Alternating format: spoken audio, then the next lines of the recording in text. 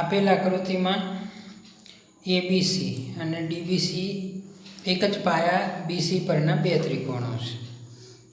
એ B C અને D B C બંનેમાં એક જ પાયો આવે છે. આ બીસી એડીએ બીસીને ઓમાં છેદે છે. આ એડી જે વિકર્ણ છે એ વિકર્ણ બીસીને ઓમાં છેદે. તો સાબિત કરો કે ત્રિકોણ એબીસીનું ક્ષેત્રફળ છેદમાં ત્રિકોણ ડીબીસીનું ક્ષેત્રફળ બરાબર એઓ છેદમાં ડીઓ. આપણે જે પ્રમેય છે કે બે સમરૂપ ત્રિકોણોના ક્ષેત્રફળનો ગુણોત્તર અનુરૂપ બાજુઓની લંબાઈઓના વર્ગોના સમપ્રમાણમાં હોય. પણ અહીંયા આપણે ત્રિકોણના 1/2 પાયો ગુણ્યા વેધવાળા સૂત્રનો ઉપયોગ કરી જોઈશું. તો એના માટે આપણે શું કરીએ કે એક વેધ લઈશું બીસી ઉપર. તો અહીંયા આપણે વેધ લઈએ.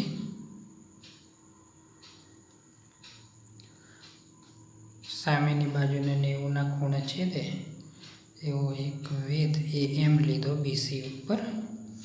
અને એ જ બીસી ઉપર ડીમાંથી એક વેધ લઈ લઈએ.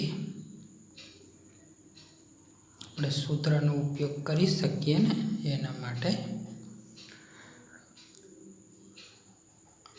ક્ષેત્રફળોનો ગુણોત્તર લેવાનો છે. તો આપણે જે વેધ લીધા એને લખી દઈએ. આપણે કયા વેધ લીધા? એમ વેધ લીધો. કોના ઉપર? બીસી ઉપર. બીસીને લંબ છે. અને બીજો વેધ જે લીધો ડીએન એ પણ બીસી ઉપર લીધો. બીસી બંનેમાં કોમન છે. હવે જો મિત્રો આપણે જે સૂત્ર અત્યાર સુધી શીખ્યા ભૂમિતિમાં ત્રિકોણ એબીસીનું ક્ષેત્રફળ શોધવું હોય તો 1/2 પાયો ગુણ્યા વેધ કરવો પડે. તો અહીંયા પાયો બીસી લઈએ અને વેધ એમ લઈએ એબીસી ત્રિકોણ માટે. અને જો આપણે ડીબીસીનું શોધવું હશે ડીબીસી તો 1/2 એનો પણ પાયો બીસી છે પણ એનો વેધ હમણાં જ આપણે લીધો ડીએન છે. આ સૂત્રો લખી દીધા. હવે આપણે આ જે વિધાન છે એ લખીશું. એબીસી અને ડીબીસી ના ક્ષેત્રફળોનો ગુણોત્તર. સામે સૂત્રો લખેલા છે. સૂત્રો લખી દઈએ. 1/2 બીસી ગુણ્યા એ અને નીચે લખીએ 1/2 બીસી ગુણ્યા ડીએન. તો કેટલું ઉડશે? BC BC 1/2. તો જે વધે એને લખી દઈએ આપણે. એમ વધે છે અને છેદમાં ડીએન વધે છે. પરિણામ નંબર આપણે 1 આપી દઈશું. હવે આપણે શું કરવા જઈ રહ્યા છીએ મિત્રો? ત્રિકોણ જે એમ ઓ અને ડીએનઓ એમાં આ ત્રિકોણમાં આ ખૂણો કાટખૂણો, આ ત્રિકોણમાં આ, પછી આ જે છે સામ સામે એ અભિકોણ બનશે. એટલે ખૂખું શરત થઈ. ખૂખું શરતના આધારે બંનેને સમરૂપ બતાવી દઈએ. તો ત્રિકોણ એએમઓ અને ત્રિકોણ ડીએનઓમાં કયા બે ખૂણા? ખૂણો એએમઓ અને ખૂણો ડીએનઓ. આજે આપણે ચિહ્ન કરેલા છે એ કાટખૂણા છે. કાટખૂણા સમાન હોય, 90 ના હોય. પછી અભિકોણની જોડ લખી દઈએ આપણે. આ જે કહીશ ખૂણો એઓએમ ખૂણો ડીઓએન કૌંસમાં લખીશું અભિકોણોની જોડ છે એટલે ગ્રુપ હોય. તો કઈ શરત બની? આપણે અગાઉના વિડીયોમાં જોયું એમ ખૂખું શરત બની. તો એ બે ત્રિકોણો ખોખુ શરતના આધારે થઈ ગયા સમરૂપ થઈ ગયા એટલે એને અનુરૂપ બાજુઓનો ગુણોત્તર પણ સમાન હોય. તો આ જે ત્રિકોણ છે એમાં AM બાજુ, તો આ ત્રિકોણમાં DN બાજુ, એને અનુરૂપ AO અને આમાં DO.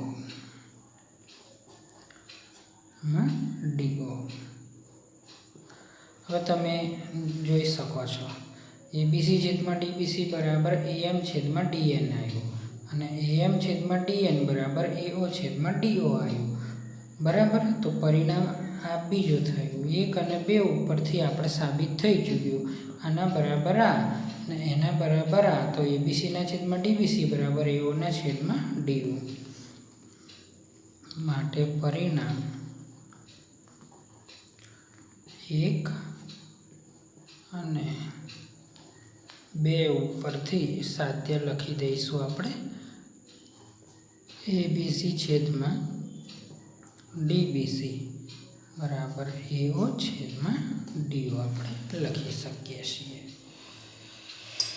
તો આવી રીતે આ ત્રીજા દાખલાની જે રાઇડર આપણે સાબિત કરી છે. હવે આપણે પાંચમો દાખલો જોઈશું.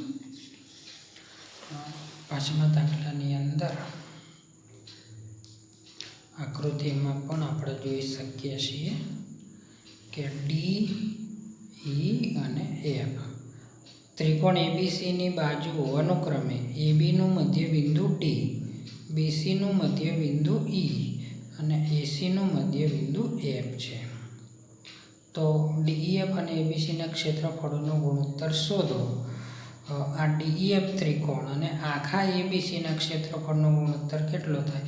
આમ તો આ સાબિતીવાળો નથી દાખલો, પણ સાબિતીવાળા દાખલામાં પણ પૂછી શકાય કે DEFના છેદમાં ABC બરાબર 1/4 સાબિત કરો. એટલે મેં જવાબ કહી જ દીધો, ક્ષેત્રફળોનો ગુણોત્તર 1/4 આવશે. કઈ રીતે? તો અહીંયા આ 4 ભાગ પડી ગયા. તો DEF એ પૈકીનો A ભાગ છે, તો ABC એના કરતાં 4 ગણો થાય. 4 ભાગ આપણે આકૃતિમાં જોઈ શકીએ છીએ.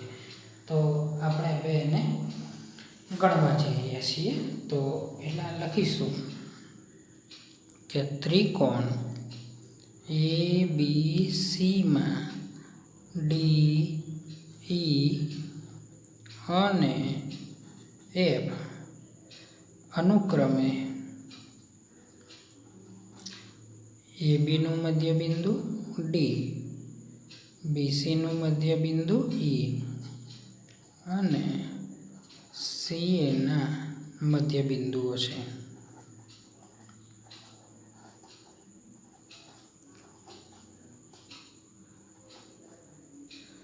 બરાબર. પછી સાથે સાથે શું થયું? EF સમાંતર AB. આ EF વાળી લાઈન છે ABને સમાંતર છે, એ બતાવીશું. દરેકમાં એવું કરીશું. EF સમાંતર AB અને DE સમાંતર AC.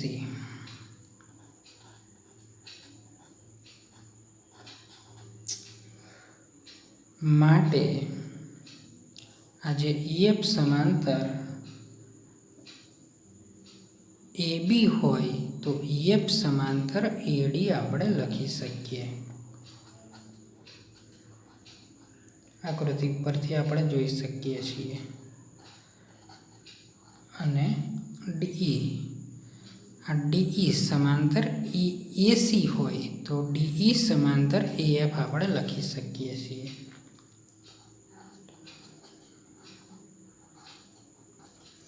શું કરવા આવું કર્યું? આપણે સામેની બાજુઓ સમાંતર બતાવી, ADEF સમાંતર બાજુ ચતુષ્કોણ સાબિત કરી દીધો.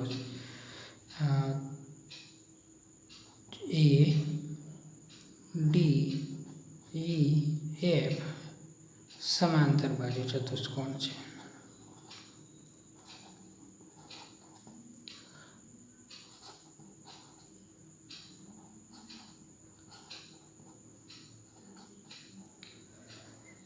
તો એનાથી શું થયું?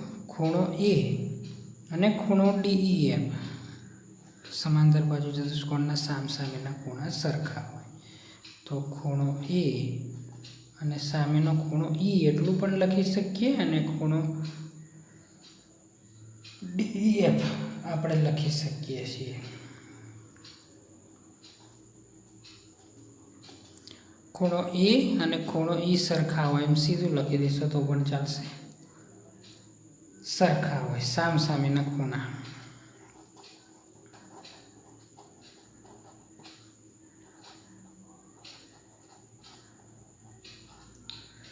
આપણે એવી જ રીતે સાબિત કરી શકીએ કે ખૂણો બી અને ખૂણો એફ અથવા તો EFD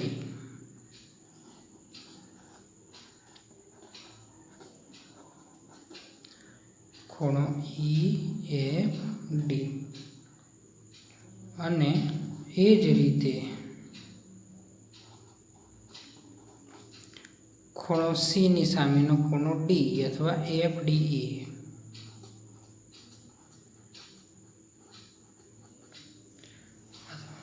લખી શકીએ. હવે શું થયું? બે ત્રિકોણો, એક તો ત્રિકોણ ABC અને ત્રિકોણ EFD. આખો ત્રિકોણ ABC ને EFD માં આપણે શરતો બનાવી દીધી. ખો સામસામેના ખૂણા સરખા હોય.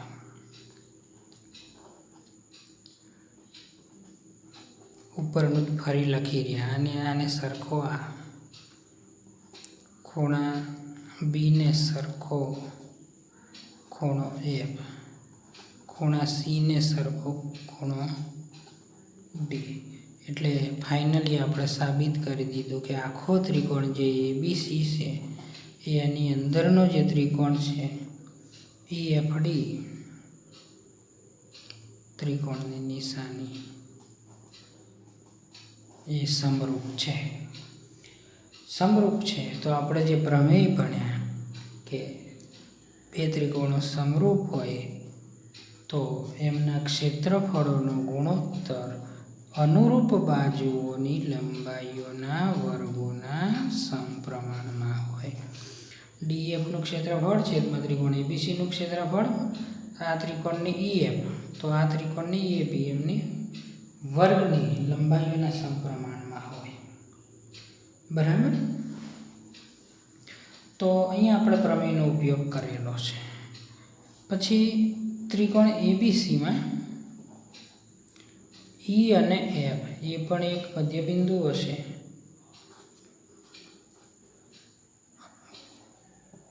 આકૃતિમાં આપણે જોઈએ તો E કોનું મધ્યબિંદુ છે? BC અને F CA. એનો અર્થ એ થાય કે EFની જે વેલ્યુ છે 1/3 AB જેટલી હોય, AB કરતાં અડધી હોય. પરિણામ આપણે આને 2 કહી શકીએ. આ પરિણામ નંબર 1 હોય. તો આપણે હવે એનો ઉપયોગ કરવા જઈ રહ્યા છીએ. ઉપરનું જ વિધાન DEFના છેદમાં ABC બરાબર EFની જગ્યાએ 1/2 AB મૂકી દો અને છેદમાં પાછા AB છે જ એનો વર્ગ કરી દઈએ. તો DEFના છેદમાં ABC બગડો નીચે આવી જશે ને આના જોડે, તો અંશમાં કેટલું રહેશે? AB² ABનો પણ વર્ગ થાય. AB² ઉડી જશે. 1/2નો વર્ગ 1/2નો વર્ગ એટલું રહેશે AB ઉડતા. તો 1નો વર્ગ 1 અને નીચે 2નો વર્ગ 4 લખાશે. તો એનો અર્થ એ થયો આપણે જે શરૂઆતમાં વાત કરતા હતા એમ કે એમના ક્ષેત્રફળોનો જે ગુણોત્તર છે કેટલો આવ્યો છે? 1/4 આવ્યો છે. આવી રીતે આની ગણતરી આપણે કરવાની હતી. હવે આપણે 7મો દાખલો જોઈશું. 7મા દાખલામાં કહ્યું છે કે સાબિત કરો કે ચોરસની કોઈ એક બાજુ પર દોરેલા સમબાજુ ત્રિકોણનું ક્ષેત્રફળ, આ ચોરસ ABCD બતાવ્યો છે, એની કોઈ એક બાજુ પર આ સમબાજુ ત્રિકોણ દોર્યો છે. જો સમબાજુ ત્રિકોણના દરેક બાજુના માપ સરખા હોય, ચોરસની બાજુ સાથે પણ એ સમાનતા ધરાવે. એ બીની જે વેલ્યુ હશે એ જ આ લાઈનો દોરી છે એ બાજુઓની વેલ્યુ હશે. તે ચોરસના વિકર્ણો ઉપર દોરેલા સમબાજુ ત્રિકોણના ક્ષેત્રફળથી અડધું હોય. એટલે આ ત્રિકોણનું ક્ષેત્રફળ એટલે અહીંયા એ બી પીનું ક્ષેત્રફળ એ ચોરસના વિકર્ણ સાથે આ વિકર્ણની જેટલી વેલ્યુ હશે ને એટલી બાકીની આ બે બાજુઓની વેલ્યુ હશે. એ પણ એક સમબાજુ ત્રિકોણ છે. આ ચોરસની બાજુ સાથે અહીંયા સમબાજુ ત્રિકોણ બન્યો અને આ ચોરસના વિકર્ણ સાથે આ સમબાજુ ત્રિકોણ બને છે. માની લો કે આ 8 છે તો EQ એ 8 ને QC એ 8 હશે. 8 છે. માની લો કે આ 5 છે તો અહીંયા આ AP એ 5 હશે ને PB એ 5. આવી વિગત છે. ટૂંકમાં આનું ક્ષેત્રફળ આ EQC ત્રિકોણના ક્ષેત્રફળ કરતાં અડધું હોય એવું આપણે સાબિત કરવાનું છે. બરાબર. તો અહીંયા સૌપ્રથમ આપણે શું કરીશું કે આ ચોરસ છે ABCD એટલે એની દરેક બાજુ સરખી હોય. AB બરાબર BC, CD બરાબર AD અને એના ખૂણા પણ કાટખૂણા હોય એવું પહેલાં આપણે ચોરસના ગુણધર્મના સ્વરૂપમાં લખી દઈએ. ABCD ચોરસ છે.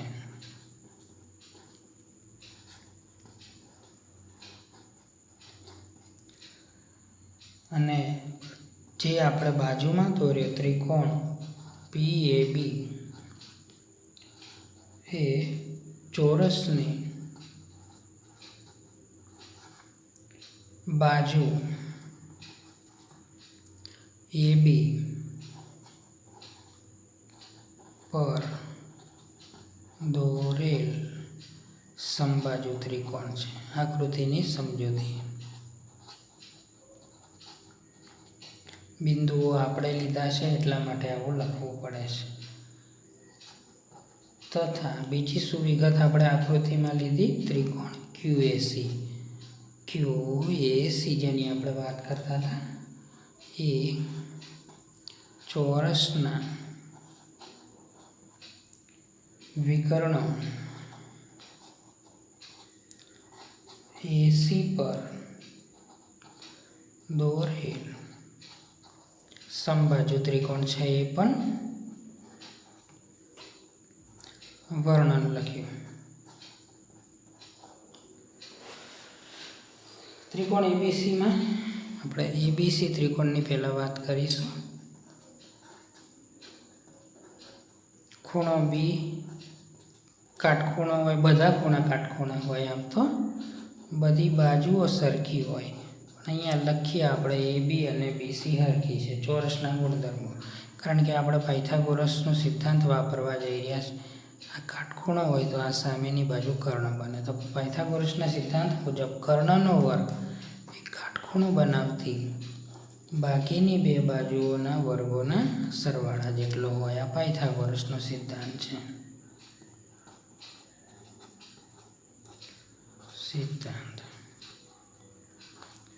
તો અહીંયા AB અને BC સરખી જ છે એટલે બેમાંથી કોઈ એક લખી દઈએ AB². BC² ની જગ્યાએ પણ આપણે લખી શકીએ AB².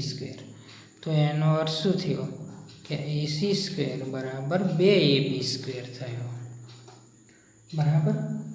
તો હવે આપણે જો રેશિયો લઈએ AB² છેદમાં AC² નો, AB² છેદમાં AC² નો, AB² છેદમાં AC² નો, તો આના સહગુણક 1 હોય, આનો 2 છે તો 1 છેદમાં 2 જાય.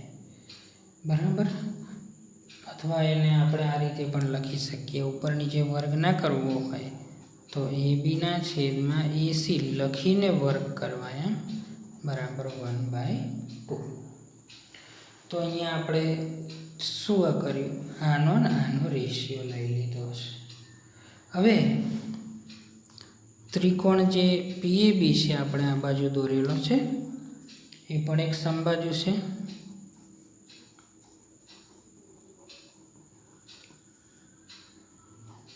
સમધ્યાની દરેક બાજુ સરખી હોય એટલે દરેક ખૂણા પણ સરખા થશે. ખૂણો એ બરાબર ખૂણો પી બરાબર ખૂણો બી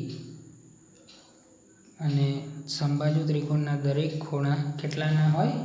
60ના હોય. ચાલો એવી રીતે QAC માટે લખીએ. ત્રિકોણ QAC એ પણ કેવો છે? સમબાજુ. ચાલો એના માટે આવો લખાવો ખૂણા. ખૂણો એનો Q અને ખૂણો A અને ખૂણો C એ બધા સરખા હોય. કેટલાના હોય? 60ના હોય. આવું આપણે કેમ કરવા જઈ રહ્યા છીએ? તો આપણે આ ત્રિકોણ અને આ ત્રિકોણ વચ્ચે ખૂખું શરત બનાવવા જઈ રહ્યા છીએ. આ બધા ખૂણા સરખા આવ્યા ને તો આપણે ખૂખું શરત બનશે. આપણે ખૂણા P ને આને ખૂણા Q સાથે સરખાઈએ. 60ના જ છે. પછી ખૂણા A ને આ ખૂણો આમાં હશે ને આમાં હશે. ખૂણા A ને આપણે ખૂણા A જ સાથે પોતે જ અને ખૂણો B છે એને ખૂણા C સાથે સરખાઈએ. એટલે શું થયું? અહીં સામે લખીશું. હવે અહીંયા કઈ શરત બની? ખૂણો ખૂણો ખૂ. તમે સમજી ગયા છો કયા બે ત્રિકોણો સમરૂપ થયા ખૂખું શરતના આધારે? એક તો ત્રિકોણ PAB અને બીજો ત્રિકોણ સામે જે આપણે દોર્યો છે QAC. કેવા થયા? સમરૂપ થયા. તો આપણે જે પ્રમેય ભણ્યા એનું સૂત્ર લઈશું. માટે એમના ક્ષેત્રફળોનું ગુણોત્તર